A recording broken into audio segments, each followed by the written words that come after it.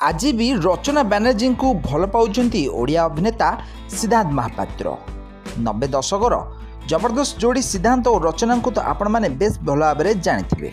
आज पर्यंत भी यही जोड़ी को सारा ओडिशार लोक मैंने बेस अधिक भल पाउछन्ति। तो वर्तमान बीजेपी दल तरफ इलेक्शन लड़ी जीति जाइछन्ति विधायक होइछन्ति सिद्धांत महापात्र। आउ एही कारणरू तांको परिवार लोक माने एबे बहुत खुशी थिबार देखा देइछन्ति। अन्य पक्षरे रचना बानर्जी भी मध्य टीएमसी तरफरू सांसद भावरे इलेक्शन लड़ीथिले आउ से भी मध्य इलेक्शन जीति सांसद प्रार्थी होइछन्ति। ताले सिद्धांत महापात्र एतळे सांसद थिले सेतबेले रचना बानर्जी पॉलिटिक्स को आसी नथिले। हेले एबे सिद्धांत महापात्र जेतेबेले विधायक होइछन्ति एबे रचना बानर्जी सांसद होई जाइछन्ति। ताले रचना बानर्जी हॉलीवुड इंडस्ट्री पाई बहुत सारा सिनेमा रे अभिनय करछन्ती।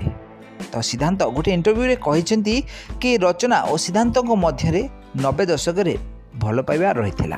शूटिंग सेट रु दुहे परस्पर को भल पाइ बसथिले, किंतु परवर्ती समय रे दुईंकर ब्रेकअप होइतिला। आ ब्रेकअप हैला परे सिद्धांत महापात्र मामा मिश्र को बाहा होइतिले। आउ मामा मिश्र को विवाह करिया परे तांकर गोटे पुओ और गोटे झियो अछन्ती। एबे सिद्धांतक झियो +2 सेकेंड इयर पाठ पढ़ुला बेले पुओ एवं ग्रेजुएशन फाइनाल इयर रे पाठ पढ़ुछन्ती। ताले सिद्धांत निज परिवार को बहुत अधिक भल पाती बोली एही इंटरव्यू रे कहिछन्ती। एछड़ा सिद्धांत महापात्र आज पर्यंत भी रचना बानर्जी को भल पाउछन्ती बोली कहिछन्ती। दुईंक मध्य 90 दशक रे शूटिंग सेट रु भल पाइबा होइथिला, किंतु परवर्ती समय रे म्यूचुअल अंडरस्टैंडिंग भाव रे दुहे परस्पर ठारू अलगा हो जाइथिले।